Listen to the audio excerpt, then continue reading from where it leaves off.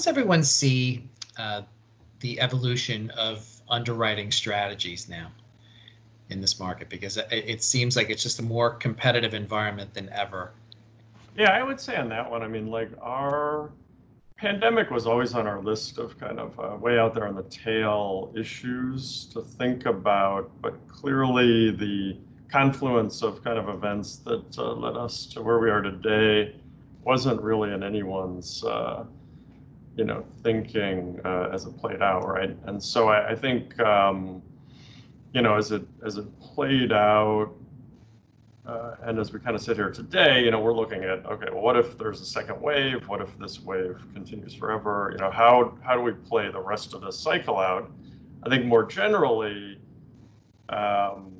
we know that if the next thing is something like climate change or something that's on everybody's list, that plays out in a whole different way and might be over time, or it might go slow, then it goes fast, and then it'll hit all sorts of lines. And so starting to think about things that went wrong this time that we probably didn't think about. And some of that is more systemic, the person who threw in some small coverage for this kind of thing and then did it 30,000 times, right? Holy cow, I didn't know I had that kind of aggregation.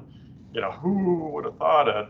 Right. And so starting to look at that, where we concentrate in certain categories, what is that kind of tail risk and what kind of scenarios can come up with?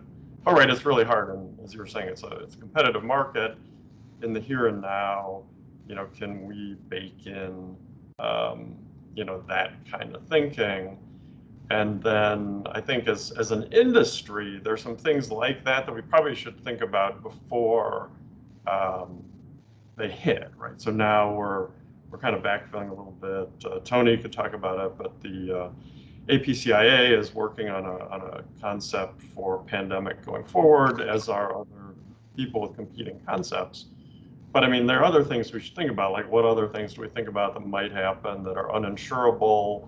And do we try to tackle those now while people are thinking about those kind of things as an industry, as opposed to waiting till it happens and then saying, oh, that didn't work out so hot, right? So I think that there's some of that thinking, but as a company, it's more kind of combing through looking for systemic issues that are related to single classes of business or single lines of business. I guess I would make the observation that I think that when people, pandemic is a tail risk, but at the end of the day, I mean, there was one in 1918, so we really can't sit here and say, oh, a pandemic is something that who could have ever imagined a pandemic? I mean, it's there. There's virus exclusions for that. There's earthquakes. I mean, there's hurricanes, and Hudson is overwhelmingly focused more on the casualty side. We have a very modest, exposure to property cat. But I guess I'd say that I think the big picture tail risks that are out there, they've always been out there, and I don't think the pandemic is a completely new category of that. If there's stuff that we've never thought of it. And I don't know, I can't imagine what that would be. So I think that it is just anytime there are tail risks out there, somebody is going to get bitten by it somewhere in the industry. As an industry, I've always believed we have to always also focus on the big things, the things that are coming. You can put pandemic in that category. You can put the big events in that category, the concept of climate change.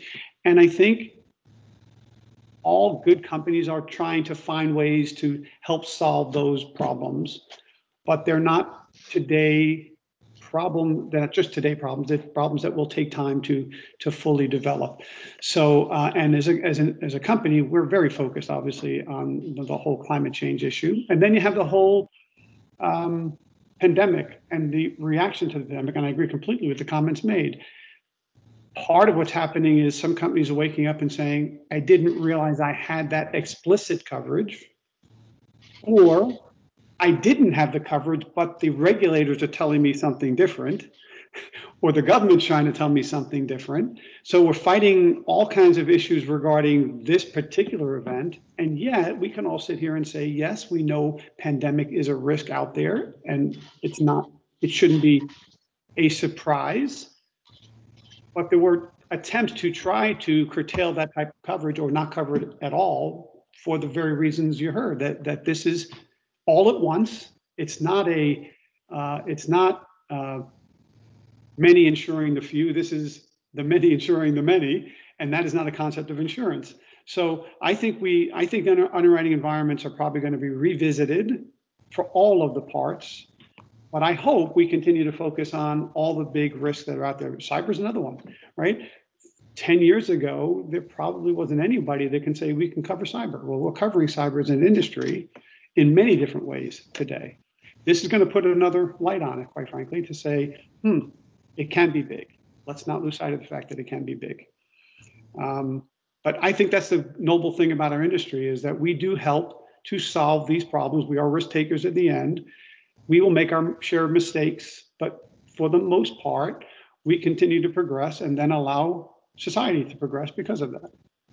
And following up on that, one thing I would say is I think if I would look at the greatest threat to the U.S. insurance industry, it's government, because at the end of the day, there were how serious they were, but attempts to essentially rewrite all insurance policies, relevant insurance policies, and have them throw in coverage for this. Now that would effectively wipe out the capital of the U.S. insurance industry if taken to its logical extreme.